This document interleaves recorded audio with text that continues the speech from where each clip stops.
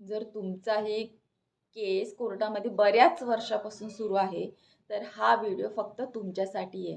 जराही स्किप न करता पूर्ण व्हिडिओ बघा आणि प्रत्येक पॉइंट हा नमूद करून ठेवा. म्हणजे तुम्हाला लक्षात येईल, की कोर्टामध्ये तुमचा केस सुरू जर आहे, तर तुम्हाला कसं वागलं पाहिजे आणि कोणत्या गोष्टी लक्षात ठेवल्या पाहिजे. तर चॅनलला सबस्क्राईब केलं नसेल अजूनही, तर पहिले सबस्क्राईब करा. म्हणजेच मी तुम्हाला कायद्याविषयी अशाच अजून माहिती घेऊन येऊ शकते.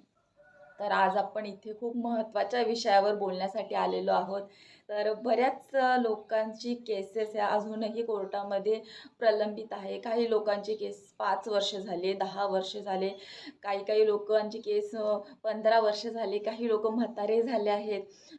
तर मरेपर्यंत काही लोकं वाट बघतायत, की कधी त्यांच्या केसेसचे निकाल लागतील आणि त्या आशेवर कोर्टाची पायरी न पायरी चढत असतात. त्यांच्या चपला झिजत असतात. तर कुठेतरी कोणीतरी ही गोष्ट म्हटली, की शहाण्या माणसाने कोर्टाची पायरी चढू नये. तर हे अगदी बरोबर आहे. कारण ज्यावेळेस अशी जी प्रकरणं असतात काही ती 10 वर्ष, 5 वर्ष, 15 वर्ष चालत असतात आणि त्याच्यामध्ये कुठल्याही प्रकारचा स्टेज पुढे गेलेली नसते, न्याय मिळालेला नसतो. कित्येक तरी बायका लहान मुलांना कड्यावर घेऊन ते रडत असतात, तरीसुद्धा त्या न्यायासाठी तिथे बसलेल्या असतात. त्या लहान मुलांना घेऊन कितीतरी म्हातारे त्यांचं वय झालेलं असतं, त्यांना चालता येत नाही, फिजिकली ते फिट नसतात, तरीसुद्धा न्याय मिळेल या आशेने ते प्रत्येक तारखेवर न चुकता कोर्टामध्ये हजर असतात. पण त्यांच्या पदरामध्ये फक्त कित्येक वर्षापासून निराशाच मिळत असते. तर ही एक बघितलं गेलं तर हे कटू सत्यसुद्धा आहे कोर्टाचं. पण त्याच्यासाठी मी तुम्हाला काही टिप्स सांगणार आहेत आणि तुमची जर केस कोर्टामध्ये जर सुरू आहे, तर तुम्ही काय केलं पाहिजे, कुठल्या प्रकारची इन्फॉर्मेशन स्वतःजवळ सुद्धा ठेवली पाहिजे. फक्त ॲडव्होकेटवर डिपेंड न राहता त्यासाठी मी तुम्हाला काही पुढील टिप्स सांगणार आहे.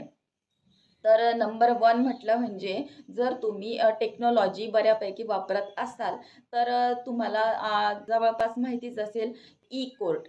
हो.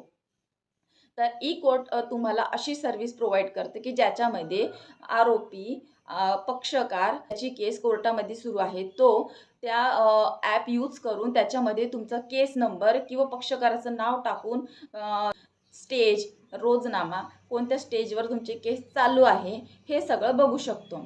त्यासाठी डायरेक्ट फक्त ॲडव्होकेटवर डिपेंड राहण्याची तुम्हाला कोणतीही गरज नाही आहे. पण जर तुम्ही टेक्नॉलॉजीचा वापर करत नाही आहे, तुम्हाला ते ॲप वापरता येत नाही आहे, तर वकिलांना तारीख विचारलं तरी चालतंय.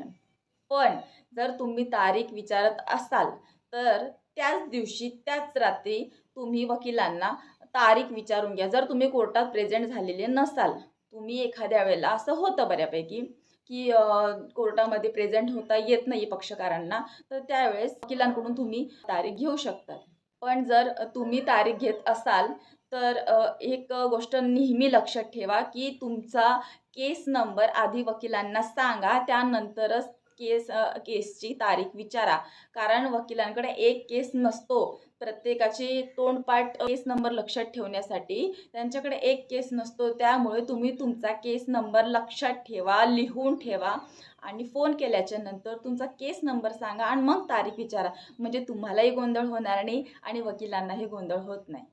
आणि नंबर 2 म्हणजे तुम्ही जी कागदपत्रे वकिलांना दिलेली आहेत, त्याचं एक झेरॉक्स तुमच्याकडे ठेवलीच पाहिजे. तर तुम्ही काय करतात, आता तुम्हाला असं वाटतं, की आम्ही सगळे कागदपत्र वकिलांना सुपूर्द केलेले आहेत, आता आम्हाला त्याची काय गरज आहे? पण असं होत नाही. खूप वेळेला असं म्हणजे फाईल काही गहाळ वगैरे होत नाही आणि वकिलांकडूनही तुमची फाईल काही गहाळ होत नाही. पण एक सेफ्टीसाठी तुमच्याकडे सगळी कागदपत्र असली पाहिजे. झेरॉक्स जी तुम्ही वकिलांना सोपवलेली आहे.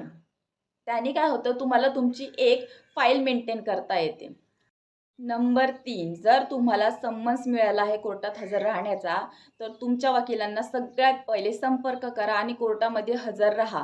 जर तुम्ही कोर्टामध्ये समन्स मिळाल्याच्या नंतर सुद्धा हजर राहिला नाही, तुमची कैफियत दाखल केली नाही, तर कोर्ट जो पिटिशन फाईल केलेली आहे त्यालाच गृहीत धरून ती खरी आहे याच्यावर न्याय देऊ शकतो. त्याच्यामुळे तुम्ही कैफियत दाखल करणं खूप गरजेचं आहे. कोर्टात हजर राहणं त्या समन्सवर खूप गरजेचं आहे.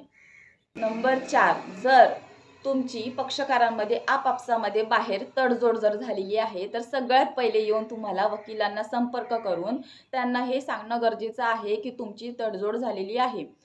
काही वेळेला असं होतं की पक्षकारांची तडजोड आपापसामध्ये बाहेर झालेली असते, पण त्यांच्या तडजोडीचं काहीच वकिलांना माहीत नसतं. त्यावेळेस ते वकिलांना भेटतही नाही, संपर्कही करत नाही आणि कोर्टामध्ये केस आहे ती जशीची तशी चालू असते. वकील जातो कोर्टामध्ये आणि त्याच्यानंतर तारखेवर हजर राहतो, पण नेमकं करावं काय हे त्यालाही सुचत नाही, कारण त्याचा पक्षकारांशी संपर्क नसतो. त्यामुळे वकिलांशी संपर्क करून आमची तडजोड झालेली आहे असं सांगून कोर्टामध्ये वकिलांमार्फत एक क्लोजिंग प्रोसेस द्यायला पाहिजे की आमचा बाहेर तडजोड झालेली आहे आणि आम्ही हा केस मागे घेत आहोत किंवा संपवत आहोत. नंबर 5 पण खूप महत्त्वाचं, वकील असू दे किंवा न्यायालयातील कोणताही कर्मचारी असू दे, जर तो तुम्हाला खोटी आश्वासने देत असेल, न्यायालय माझ्या ओळखीचं आहे, माझी बायको आहे, माझा नवरा आहे, माझा मित्र आहे, पण माझ्या कोणत्या तरी ओळखीतला असून तो तुमचा निकाल हा आपल्या बाजूने लावून देऊ शकतो. तर अशा चुकीच्या अफवांवर, खोट्या गोष्टींवर विश्वास न ठेवता तुम्ही सरळ सरळ प्रामाणिकपणे न्यायाच्या मार्गाने जाऊन केस लढूनच जिंका. कारण तुम्ही अशा फसवेगिरींना बळी जाऊन पैसे देतात आणि मग त्यानंतर त्याच्यामध्ये केस जिंकायलाही एक्सेप्शन सांगते, असं होत नाही. कारण कारण प्रत्येक केस ही मेरिटवरच जज केली जाते.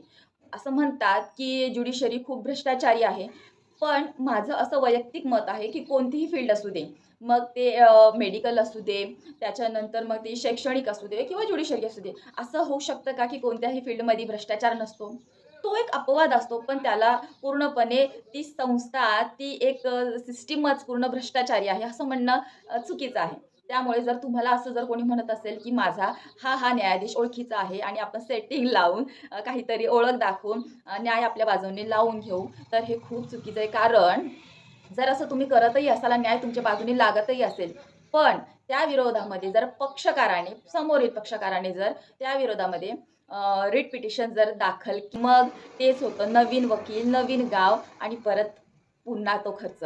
आणि मग त्याच्यामध्ये काय होतं, तिथे जर मेरिटवर केस चालला आणि तुमच्या विरोधात जर गेला, तर मग केस अजून गुंतागुंतीचा होऊ शकतो. त्यामुळे तुम्ही मेरिटवरच केस जिंकण्याचा किंवा लढण्याचा प्रयत्न करा. मग तो कुठलाही वकील असू दे किंवा न्यायालयातील कर्मचारी असू दे, त्यांच्या कोणत्याही बोलण्याला, फसवणुकीला बळी पडू नका. पण जर ॲपेलेट कोर्टमध्ये तुमची बाजू जर खोटी ठरली आणि योग्य ते न्याय मिळाला, तर तुमचे सगळे शॉर्टकट पैसे वाया जातील. त्यामुळे या प्रकारच्या भानगडीत पडू नये. कारण हे जे तुम्हाला खोटी आश्वासनं देतात की मी सेटिंग लावून तुमचा केस निकाली काढू शकतो, तर हे सगळ्या प्रकारची खोटी आश्वासनं असतात, फक्त पैसा उकळण्यासाठी. त्याच्यामुळे अशा गोष्टींना बळी पडू नका. 6 म्हटलं म्हणजे मी जरी वकील असेल तरीसुद्धा मी तुम्हाला एक गोष्ट खूप प्रामाणिकपणे सांगेल की वर्षानुवर्षे जर तुमचा केस चालू असेल आणि त्याच्यामध्ये जर कधी तडजोड करून केस सुटत असेल आणि तुमचा मानसिक त्रास कमी होत असेल, तर नक्की तुम्ही तडजोडीकडे गेलं पाहिजे. हा अट्टहास सोडून द्या की मला फक्त निकालच पाहिजे. त्याने तुम्ही तुमचे मानसिक ताण वाढवतायत आणि पैसा जातोय आणि वेळसुद्धा वाया घालवताय. आणि जर तुम्ही कोर्टामध्ये जाब विटनेस म्हणून जर जात असाल, तर कोणत्याही प्रकारची रागाच्या भरात बडबड करू नका. तुम्हाला जे काही बोलायचं आहे, ते सगळ्यात पहिले तुमच्या वकिलांना सांगा आणि वकील तुमचे जे काही बोलणं आहे ते पुढे कोर्टाला कन्वे करतं, न्यायालयाला कन्वे करतं. त्यामुळे तुम्ही कोर्टामध्ये रागाच्या भरामध्ये जे बडबडतात त्यानुसार तुम्हाला जज केलं जातं. तर ते प्लीज करणं थांबवा. आणि खूप महत्त्वाचा मुद्दा म्हणजे तुमची केस चालू असताना सोशल मीडियावर तुमच्या केसविषयी किंवा समोरच्या पक्षकाराविषयी कोणत्याही प्रकारची अफवा किंवा माहिती पसरवू नका, कारण हे करणं कायदेशीर गुन्हा आहे. कारण जर तुम्ही समोरच्या पक्षकाराची बदनामी जर करत असाल, तर तो समोरचा पक्षकार तुमच्या विरोधात कोर्टामध्ये मानहानीचा दावा दाखल करू शकतो. अशाच प्रकारच्या कायदेशीर माहितीसाठी चॅनलला नक्की सबस्क्राईब करा.